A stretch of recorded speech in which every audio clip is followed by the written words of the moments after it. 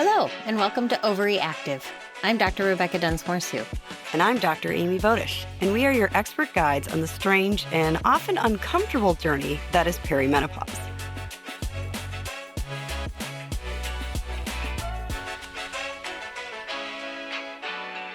Welcome back to OvaryActive. Super excited to be here. As always, today we're doing part 2 of your brain on perimenopause, and we're going to talk about cognition. And so we should probably start by defining cognition. Basically, we mean, how does your brain work? Is it functioning properly? Things like that. How's your memory? Can you remember things? Can you multitask? How's your executive functioning?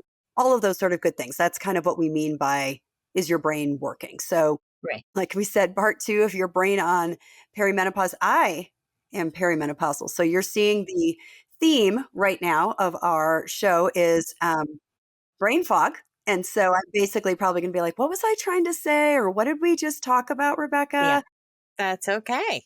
The most common thing we hear from patients, they call it brain fog, right? But what do they really mean by brain fog, Amy? I mean, do you feel like you're walking in a cloud? What's going on? Personally, I basically feel like my memory has gone to shit. Like I can't remember anything. I used to be able to be this like amazing multitasker where I would have like 9,000 little to-do list post-it notes in my brain and I would forget nothing. Right. And now it's like, if it's not written on a post-it note and stuck to the dashboard of my car, it's just not getting done that day. Like I can't remember. Part of it is I kind of feel like I'm losing my mind. Like I've had moments where I've been like, I feel like I have early onset of dementia. Am I going to forget one of my kids like on the side of the road because I just can't remember to go get them? So part of it is definitely memory. Specifically short-term memory too. You and I are both fully functional physicians. We can go into the office, we remember everything we learned in med school and residency, and we can continue to do our jobs. But God forbid I have to remember the name of the new front desk girl. No. Like, it's not happening. It's not going to happen. Nope. I was my husband's ace in the pocket when it came to names. He would be like, okay, this person's walking towards us at this event.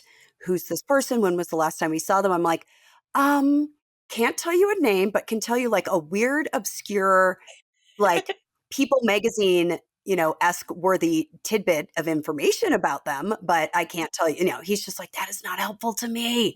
I'm like, I'm sorry, I'm dead to you. Like, I don't know. Yeah. My star power is gone.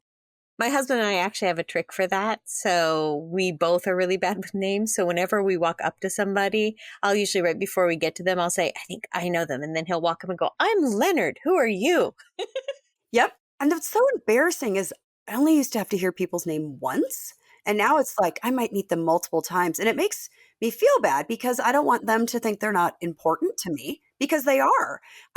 That part of my brain has like been shot to hell. It's like Swiss cheese right now. My favorite is like when you leave the bedroom and get to the kitchen and you're completely baffled as to why you left the bedroom. No idea. No clue. I do it all day long. I'll like open my phone to look something up and have no idea what I was going to look at. I've like opened up the cupboard and I'm like, that was an interesting choice of where to put the milk. Like just weird, because I think it's so many, right? You're just like, this is embarrassing. My 80-year-old dad called the other day and he was like, I think I'm losing my mind. He's 80. And I'm like, okay, Dad, what's going on? He's like, I walked into the kitchen and I had no idea what I was doing in there. And I'm like, welcome to my like hourly existence. It was so cute. I'm like, you made it to 80 without that happening? Like, oh my God, I want your brain. This is so cute. We joke about it, but it can be really frustrating in daily life. It can feel like it's impacting how you do your job, how you show up for your family. And it's really common. Like 2/3 of women are going to have some level of these cognitive changes that they really feel primarily in perimenopause. I feel like menopause is just getting its moment. And like, yay, I'm happy for menopause. And you and I do a lot of menopausal care. But really, it's perimenopause, where, as we have said like 1,000 times over, where you're just like, what the fuck is happening? Excuse my language. But like, there's definitely, I have like a WTF moments, like, I don't know, like 20 times a day. And the other thing that I think that comes up as well is You and I both get patients coming in asking for referrals to neurology for Alzheimer's and dementia testing, Right. for sure. Right. And I get a lot of people coming in now, in particular, asking for ADD or ADHD testing. They're like, I think I have ADHD. And it's possible that they could, and that it's sort of being unmasked right now, or it may be sort of all these perimenopausal changes in our brain making it difficult to focus, concentrate, get things done, accomplish your tasks, and feel like you're a productive member of society in the way that you've always known yourself to be. I tell my patients this all the time. It's possible that you have had ADHD all along. We as women and girls are poorly diagnosed with ADHD because I think the classic picture of ADHD that we have is ADHD, attention deficit hyperactive disorder. Right. And girls and women don't tend to have that hyperactive component. In fact, Right. we tend to see more of the hyper-focused component. Yes. So if, any of you who are feeling these symptoms right now, if you remember back to childhood, if you could get totally lost in a book to the exclusion of the entire world, that's hyper-focus. And that's just another type of ADHD, but it doesn't tend to get diagnosed because it's not acting out. You're not disruptive. Yeah, you're not disruptive. But more importantly, being the amazing things that we are, we've coped and coped and coped our whole lives by making lists and doing things whenever they popped into our heads and doing 5 things at once. Yep. And when you suddenly can't keep track of all of that, then it goes off the rails. I mean, I felt like a failure. I mean, I have felt, because I have organized lists. I mean, when I was little, for Christmas one year, I got Post-it notes. And it Yeah. was like the single greatest thing that had ever happened. I was like, this is the best Christmas present I've ever gotten. I know. I think all of us who have a little bit of ADHD love us a Post-it note. I just love a Post-it note. And a little flag. I Oh, like yeah. a little flag tab. Oh my God. I love going in to office, like staple stores, like Office Depot, Office Max, Staples, Right. whatever, just any office supply store. And I'll just I just love planners. Like, it just helps my brain to sort of calm down and have like a structure to it that it maybe I doesn't necessarily have. totally know what you're getting for Christmas from me next year. You know what I found at Muji? They are Post-it notes that are also a to-do list with check boxes. No. Oh, yes. Oh my God. I love a checkbox. They also have that Japanese tape that's just boxes, so you can make your own checklist on any piece of paper. Stop. Yeah. What? How is that possible? I know you're Oh totally my getting God. a gift box from me. This is so exciting. We're going to have to start our Merry Peri Christmas I 2025 know. list early. Whoop, whoop. Oh my God. So fun. And I do want to add in, the ADHD thing, it's not just sort of, we call it brain fog and some loss of that short-term memory recall, Mhm. but there is an actual chemical change going on in the brain, especially in perimenopause. These ups and downs of hormones also impact our neurotransmitters. Right. And what we know about ADHD is that people with ADHD have lower levels of dopamine in the brain in general. Right. And we also Yep. know as your progesterone is not doing what it used to do, your dopamine's going down. So it may be that we're actually getting some symptoms of ADHD because the dopamine's going down. It may be that we're exacerbating ADHD because the dopamine's going down. The good news is this is temporary because your brain goes, oh, I need to make more of that. By the time you get fully into menopause and everything evens out, Right. and the function comes back. How about memory? Does your memory truly go away during this time? No, I don't think it does. I think there's an interesting thing too. There's so many things going on right now. I don't think your memory totally goes away. It definitely will rebound. So I always like to reassure people, validate what they're experiencing, reassure them that this is not permanent. The other thing that's happening is when we think about memory, we have to encode things onto our brain. And one of the other things that's happening right now is we're very distracted. There's a lot of different things that are going on. And we're on our phone. So for example, this was awesome, but I parked my car in a parking lot recently and then could not remember where I parked it. Right. And I was like, where in the hell is my car? Why? Literally was oh my God, I'm losing my mind. I need to be checked into a psychiatric center. But I realized, once I found my car, that when I got out of the car and when I parked it, I was immediately on my phone thinking about what I needed to do. And like, I could have gotten away with that before, but you have to take the moment and encode things into your brain. Like, remember, you need to do X, Y, and Z. It may not always work, but we didn't have to do that before. It would just like subconsciously encode. And now you have to really think about things like that. So I had to give myself a little bit of grace when I might have been swearing a little bit in the parking lot trying to find my car. So I travel a lot for work, and I park on different levels of the garage at the airport each time. And so I have actually taking a picture of the parking spot and the color of the thing where I am parked. Yes. Yes. Like, you And are then here. when I get back to the airport, I can pull up on my phone. I'm like, oh, I'm in orange on the fourth floor in G6. Thank God. But these are the things you have to come up. You have to come up with these systems. And you're not always going to need these systems, but you need these systems for right now. So these cognitive symptoms, like we said, everything is worse in perimenopause and the first part of menopause. And then it starts to calm down, which is It does. very reassuring. So, and one of the things I just want to state as well, because we have people coming in a lot saying, I really feel like I have dementia, or is this the beginning of Alzheimer's? Like, how do you know that it's not? I can't 100% tell you that it's not, but I can say that dementia and Alzheimer's before the age of 65 is extremely rare, and that we have seen, between you and I, thousands of patients with this very similar pattern. So a lot of medicine is pattern recognition. Mm-hmm. This is what happens, this is what's going on, and this is how this is going to play out. And so I see a lot of this. So I can reassure patients. Now, if you're forgetting like where you live, if you're forgetting your kids' names, that is very different than like, I've had too many things going on, I don't know where I parked my car. That's one thing. Like, or, you know, you walk in and you're like, what's the name of that actress in that movie that I love, blah, blah, blah. That's normal. Forgetting your kids' names, forgetting, you know, things that are just deeply ingrained into who you are, imprinted on our brains, like, then we need to worry. Yeah. And the interesting thing is they have done studies where they look at tests of memory, even short-term memory, of women going through the perimenopause and menopause. And in general, we score fine on those. Yeah. And I think some of that is the distraction that you're talking about. Because if you sit down to do a memory test in your doctor's office, you actually pay attention. But the brain is still working. It's just not as facile as it was. Yeah. It's not as quick as it used to be. And we don't do these memory tests on young people. But if we were to do this memory test on you and then repeat it in perimenopause, we actually probably might see some objective change. Like there may be, you know, some of these things, Slight processing change. speed, slight, but these changes are slight and they're all in the normal range. Yeah. So you're not going to have an abnormal memory score. Right. And in perimenopause, just due to perimenopause. Right. But, you know, subjectively, it feels like you can remember nothing. Yeah.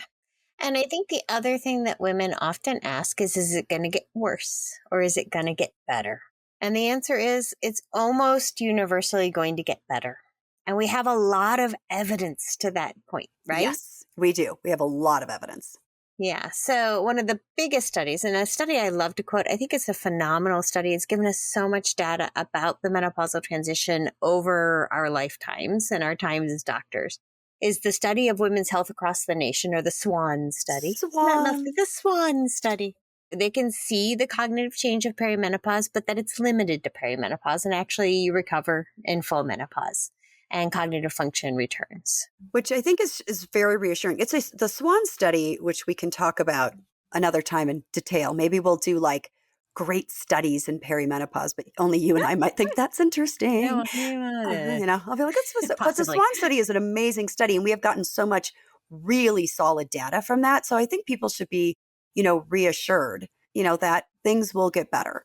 So I think that is in particular, like, relatively helpful. I just had a brain fog moment. I was going to say something else and then I couldn't remember where I was going. I mean, there are other studies too, right? What other studies have we seen where they've actually specifically looked at this? Well, the Penn ovarian aging study is another study. It's a good one. And so that one looked at verbal learning and verbal memory, which are kind of, you know, can you hear something and process it and remember it? Can you hear something and learn from it? And they found that a lot of the sort of difficulties with verbal memory resolve once you get into postmenopause or once you get through menopause, which is actually super helpful. They didn't necessarily see difference with like verbal learning. Like they saw like there was a change in verbal learning for perimenopause that didn't necessarily get better in postmenopause, but they didn't really monitor those patients for a really long time, meaning they didn't follow them. So in that particular study, that actually may have gotten better if we had prolonged the study for a little bit longer. But there are certain things that get better, certain things that might take a little bit more time. And one researcher I think we both follow and really have learned a lot about the brain from is Dr. Lisa Mosconi, and she's from Weill Cornell Medical Center. I think she runs their Alzheimer's research unit. I think so. And she's done a lot of interesting work looking at functional brain scans of women going through the menopausal transition. Which, okay, I just need to back up for a second. Like, how cool is that? Basically, she's doing like MRIs and PET scans, looking at how the brain is functioning and working. You do like thought and memory exercises inside the machine while they are scanning your brain.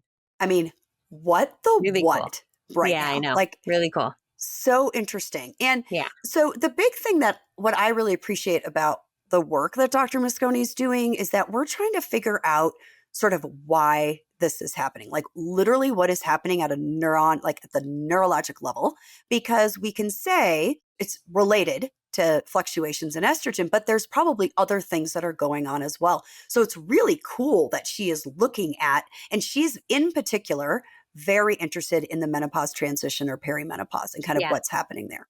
And what's interesting is she looks at not just what is the brain doing on a global scale. And she has some great studies published that show like, here's your brain before perimenopause and during perimenopause and after menopause. And it's really, you can see like in color, because they have different colors for different amounts of activity, how the brain patterns change and then change back. Like you can see that once you're fully menopausal, things get better. And that's just nice to look at. Like it's very visual, very easy to interpret. But they've also looked a lot at like the metabolism in the brain. Where is the brain using glucose during these different time periods? So which parts of the brain are the most active metabolically? And which parts of the brain have the most estrogen receptor? I mean, it just all these different things that we've never studied before because we haven't thought about women's brains as different. She's one of the first researchers who's like, what is happening here down at a molecular level? And the glucose metabolism, I think, is super interesting because glucose is sort of the basic element molecule that we use to basically it's like our fuel. fund. It's our fuel. So we like, it's fueling everything, all the different parts of our body. And so how our brain is utilizing that fuel changes during perimenopause. So you can actually say like, there is a chemical change, a metabolic at the like tiniest level, like there is a change that is happening in perimenopause. And so no, it's not your fault that you forget where you park your goddamn car at the mall. Yeah, that part of your brain didn't get enough glucose. No, just not functioning. The other thing I thought was really interesting was how she looked at the density of estrogen receptors. So density meaning how many estrogen receptors you have in these different parts of your brain. And it's not super surprising, but I think it really adds credence to this idea that it's estrogen that's impacting how our brain is functioning, because the density of the estrogen receptors change, and that actually the density gets higher as we are progressing through this, probably because our bodies are like, we're not getting what we need. We're not getting what we need. Let's catch every estrogen that there is. Put out all the nets. Yeah, all the nets to see if we can get, but there's got to be more. It's got to be because we just don't have enough receptors. So I think that's, and in particular in those parts of our brain that really look at all of our working memory and those kinds of areas are where we see this increase in these estrogen receptor densities. I was like, what is happening? Like, this is so cool. It really is cool because it speaks to the fact that those parts of the brain are functioning with estrogen. Like the estrogen has an important impact there, which we've never even thought about it in our hippocampus or, these parts of the brain that they're not associated with reproduction. So therefore they must not be sensitive to reproductive hormones. No, the whole brain, all these parts that really have no role in reproduction are still responding to these hormones and changes in these hormones. I tell patients, I don't go through all of this and, glucose metabolism and estrogen receptors, but I say your brain does really well with predictable amounts of whatever it is. Whether it's predictable estrogen, predictable progesterone, predictable serotonin, it likes predictable. And the definition of perimenopause is unpredictable. Yes. You can never know how much hormone you're going to get day to day, week to week, month to month. It's all over the place. Yep. And that's why we get all these brain related symptoms. Our brain doesn't know how many estrogen receptors to make, or should I pull some back? Or am I getting glucose this week? I don't know. They're like, I don't know. I'm just going to throw everything in the kitchen sink at it and see what happens. Yeah, So, exactly. I mean, it's really interesting to me how when we think about the majority of the perimenopausal symptoms, how many of them just originate in the brain. But that also explains why a lot of these things are interrelated, right? So we often talk about the fact that women who have more hot flashes often actually have more subjective memory loss and more sort of actual slowing of recall when we actually test it. But we have to remember that the more hot flashes you have, it's because of your brain. It's not anything else. There's signaling in the brain that is happening that's causing the hot flashes. So maybe your particular estrogen receptors have a pattern that's also going to impact memory. Exactly. So these things are all interrelated. It's all up here. And I don't mean that in the sense that we're all crazy. It's that everything that we sense and feel and are comes from our brains. I mean, that's why we see, sleep impairment, anxiety, depression, brain fog. They all are rolled into one. And not everybody has all of them, but I have many patients that have all of these things. Right. And it does make a lot of sense because I think the base issue is how estrogen is impacting how our neurons function in our brain. And so these various different systems are getting impacted. I mean, we also have issues with our bone health and different musculoskeletal systems and our vaginal mucosa and all of those things, of course. But the brain is, I think, one of the biggest ones. And it can be the scariest. It can be the most impactful in our day-to-day life. I think the other thing to think about is, which is the chicken and which is the egg, because we know that depression, even in non-perimenopausal people, slows our motor functioning, slows our cognitive functioning. So is it the perimenopause causing the depression and the slowing? Is the depression adding to the slow? All these things come together. They're all interacting. Yeah. So you can't just separate one out and say, oh, if I just treat the depression, everything will get better. If I just treat X, Y, or Z, everything will get better. Oftentimes we need to sort of take a multimodal approach to helping women get through this time, addressing their sleep habits, which they've gotten away with for many years, but can no longer get away with. I am 150% guilty of this myself. Oh my gosh. I don't put my screens down. I could sleep better. I could. I have a referral to cognitive behavioral therapy for insomnia. So Yeah. Have I scheduled that yet? No, I have not. No, neither of us has. Yeah, but it's on our to-do list for 2025, 2026 maybe. Yeah, let's get to that. Yeah, exactly. We'll report back once we both do it. I know. We'll let you know how. I'll be like, God damn it. Why didn't I do that sooner? Okay. Yeah. So here's the question that I get all the time, and I'd love to hear your thoughts on it, is will hormone therapy help me with this? Okay, I'm going to give you the party line answer and then what I tell my patients. Right, exactly. Love that. Menopausal hormone therapy is not approved by the FDA in the United States for treatment of cognitive function. What I tell my patients is that doesn't mean it doesn't work.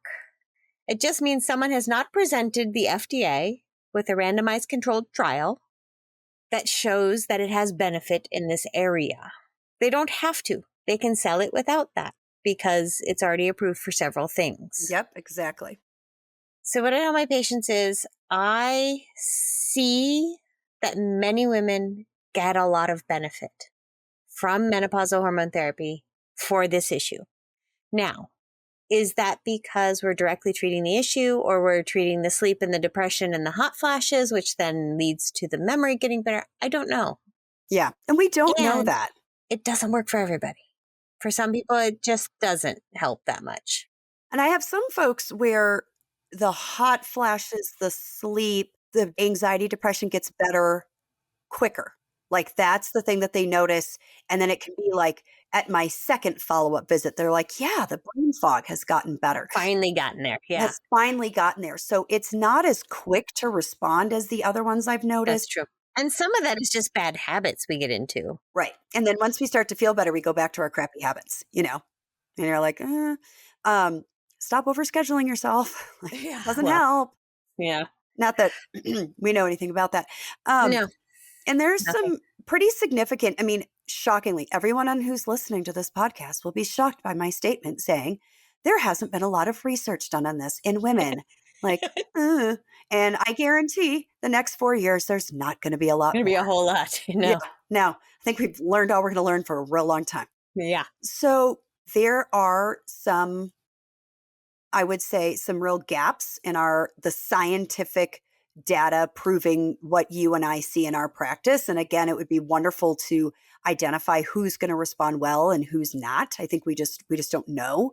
But I feel like it is a reasonable thing to try for someone who's a candidate for hormone replacement therapy. And I've had patients who come in and their main thing is brain fog. Like they may have some of the other things, but this is their main concern. And if they're a candidate for hormone therapy, I'll talk through. It's the shared decision making of like, this may help, it might not. Like, you can give it a try. You can try other things. Like, we can address other underlying issues that are going on. So it's definitely for me part of it. Because I've had like some of my colleagues will come up and be like, oh, really our main issue is brain fog. And that's not an FDA approved indication for hormone therapy. I'm like, give it a try. We use lots of drugs off FDA approved recommendations for lots of things. I mean, hell, all these people are giving them gabapentin, which is not approved for any of the things we use that for in menopause. No. So why the concern about MHT not being FDA approved? I'm not really sure. And, the other thing I see a lot in my practice, and you probably see too, is women who've maybe gone to see a doctor who doesn't have a lot of knowledge of menopausal hormone therapy, is really worried about it. So they'll get started on ADHD meds, which to my mind are scarier. Like these are stimulants and controlled substances rather than MHT, because that's a med that physician feels more comfortable with. It's not that it might not help, especially if there was some underlying ADHD all along. And it's probably my bias being an OBGYN and understanding hormones. I think MHT is a lot safer to try as a first line. No, I totally agree. Than a controlled stimulant. Oh, absolutely. It's fascinating to me. And I think, we've talked about this so many times, how MHT has just gotten this bad rap and it has been pervasive. Like I was reading a paper today in preparation for this podcast about perimenopausal brain fog. And it was written from a perspective of a neurologist. And they were just like, well, you could use menopausal hormone therapy, but there's so many risks with that. You really should think about something else. And I'm like, oh my God, the stuff you just recommended is like A, not probably going to help very much. And B is like, there's some side effects to that we might want to think about. We're still clawing our way back from that. We are. Thank you so much, WHI study. Not the WHI study, the marketing of the WHI study. I will clarify. Always make that distinction. Yep, exactly. I think one other thing we should probably address is, can this be an early sign of dementia? I mean, it can. Some proportion of women who have brain fog and perimenopause are going to get dementia. It may be unrelated still, but there's a lot of chatter out there that women should be starting hormones to prevent dementia. And I know we've covered this before, but I think this is the appropriate time to say it again, which is that starting hormones at your menopausal transition and taking them for 5 to 10 years does not prevent dementia in population-based studies. It certainly doesn't prevent it in people who are higher risk because they have genetic differences that make them high risk for Alzheimer's. And if you start it later in life, so maybe age 60 or 65 or later, and then take it to try to prevent dementia, you're actually probably increasing your risk based on population-based studies. Now, and I think I said this in our previous episode where we addressed this risk, what we haven't really looked at, one of those big gaps in research, is, hey, I started menopausal hormone therapy in perimenopause at my transitional time, and I took it until I was 85, the age of dementia. Am I at lower risk than someone who didn't? And that's one of the questions that Dr. Mosconi is really trying to figure out as an Alzheimer's specialist. Is this a window of opportunity where if we start it during this time and continue, will we be decreasing their risk? And I think that's the question. We just don't know yet. We don't know. We suspect, but we cannot make pronouncements based on suspicion. Right. No. And I definitely have some neurology colleagues who feel very strongly that estrogen is protective for the brain. I think Dr. Mosconi feels very strongly that it's protective for the brain. Strongly. And that's great. But it's still just an opinion. We're waiting for the data to kind of help prove that. And I would love it if it came out and said that there's this amazing window of opportunity and we could decrease this risk for people. Like that would be incredible. We're not there yet. And so that's what I tell my patients when they come in, because I also have several people coming in saying, my mom has Alzheimer's. This is the thing I'm worried about. I want to take it for cognitive protection, like a preventative from dementia. And I'm like, I totally understand where you're coming from. I understand that there are folks who have talked about this and feel strongly about it. The data isn't there yet. But if you understand the risks and the benefits and the limitations of the data that's there, I'm happy to have that conversation. I have no problem doing that. But I can't say like, oh yeah. Like you said earlier, shared decision making comes into a lot of what we do, right? Yeah.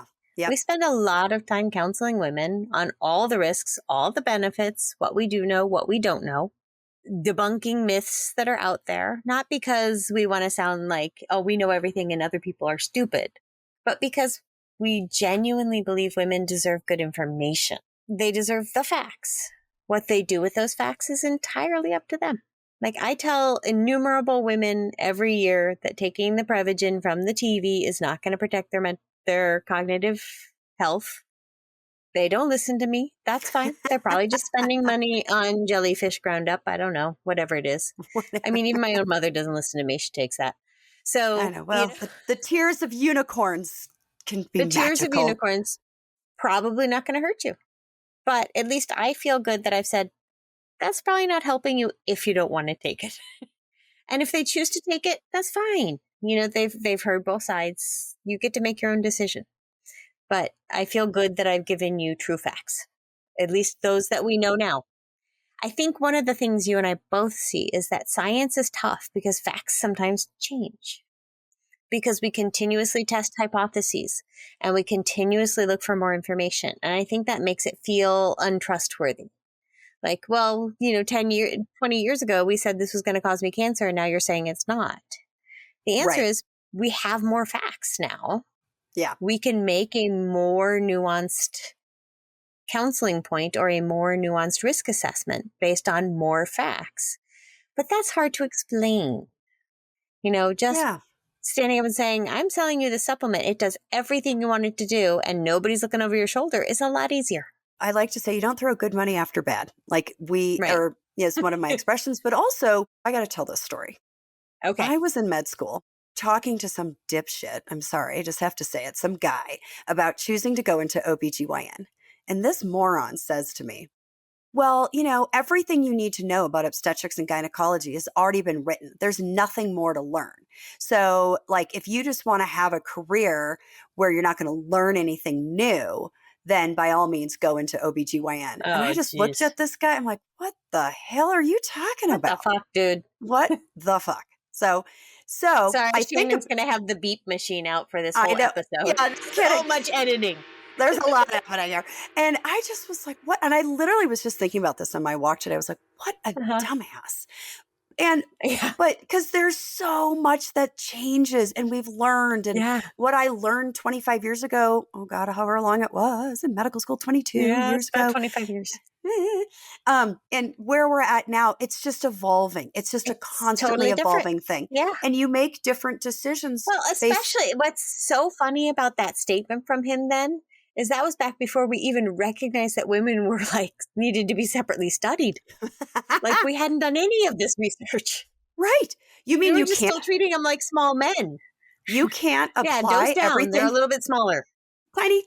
I mean, white men are really the prototype for all people. And so we don't really need to research anybody else. Women, different, ethnic minority backgrounds. No, not important. No, that's a whole separate episode. Let's not go there. No, we're not going to go there. But let's end with, I have this conversation too, because people are really worried about dementia. So I do talk about how this is a time to think about what are the things that you can do to prevent dementia. Because again, perimenopause and menopause are not going to cause dementia. They're not. You are not going to have dementia because you've gone through menopause. Every single woman goes through menopause. A very small percentage get dementia. So, but what are things that you can do if you're thinking about like modifiable risk factors in order to optimize your brain health? So, one of the things that I tell people is you need to like exercise your brain. So, you have to continually learn. So, I do this. Use it or lose it. My family laughs at me. So, I do the New York Times spelling bee, Wordle, and Strands games every day. They're just word games. I'm just trying to be, I was like, oh God, is my brain working? I'm a Wordle, connections, strands, crossword person. My husband and I actually do the crossword together. Oh, it's so cute. See, it's so cute. And so you just have to keep trying to exercise your brain. So that's one of the things that I say. What do you tell people to kind of help them? Take care of your vascular health, your cardiovascular health, because one of the big causes of dementia, besides Alzheimer's, is vascular dementia. So make sure you keep your lipids in good control. If that means taking a statin, please take the statin. They're very good for you. So good for so many reasons. Right. Don't smoke. No, I know. Please Very don't bad for your blood vessels. Don't smoke. And exercise. Walk, run, jog, bike, whatever suits your fancy. But do some movement. Keep the blood flowing. Keep things open. And the other thing too that is important is looking at staying connected, whatever your village looks like is hugely important. So there've been really interesting studies looking at like longevity in different places across the world. And there's this really interesting community in Japan who have very long life expectancies and very healthy life expectancies, not just longevity, but like great quality Lack of of life. Alzheimer's disease and they're active and they don't break their hips and all those things. Yeah. They're very connected as a community. They do things together. They look out for each other. So I like to do, if I have to exercise, which I have stated on this podcast many a time, I hate, but I do it because it's really important. I'm just not a natural athlete. Very hard for me. Neither am I. I like to do it. I think that's why we like each other so much. I know. We're like, that sounds overrated. I like to do it with other people. Yeah. So not always, but I like my group Pilates classes. I love to walk with I call my mom friends, but I like to walk with my mom friends because they're awesome. And then we just chit chat about whatever, but we're social and it's a way to connect and a way to exercise. So, and whatever that connection looks like, you want to go play mahjong or bridge at the local community center, you want to do a jazzercise, like whatever it is. We used to make fun of our grandmas playing bingo and mahjong, but that was actually really good for them. It was. I really need to retire. Yeah. So that I can do those things. But yeah, I love it when my mom and my mother-in-law are over and we all play canasta together. Oh my God, that's so cute. It's important, right? Like playing these games and being together. Yeah, for sure. But you make a really good point. I think a lot of people have heard of that research on these populations of long-lived people. It's sometimes called blue zones research. And for years they were trying to say, oh, in Japan, it's the purple sweet potatoes. And the Seventh-day Adventists in Loma Linda, it's because they're vegetarian. Those are important health things. Like both of those populations eat really healthy diets that are primarily plant-based, and that's really good for you. Right. But it's the connection. The one thing that all of the communities that they've studied have in common is that they live very integrated with their neighbors and their communities, and there's connection every day, and they stay active through connection. They go out and they walk to their neighbor's house and they spend time with them and they work together in the fields. So it really is critical.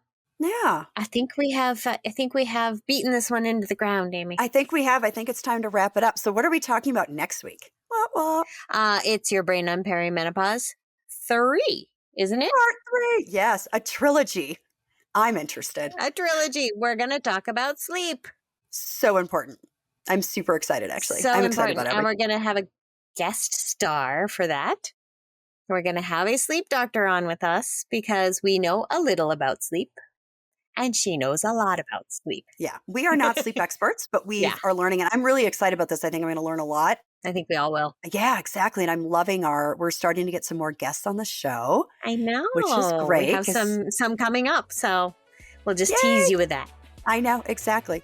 Well, thank you so much, our dear listeners, for joining us on this Yeah. episode. We look forward to next time. And remember, you're not crazy. This is really happening.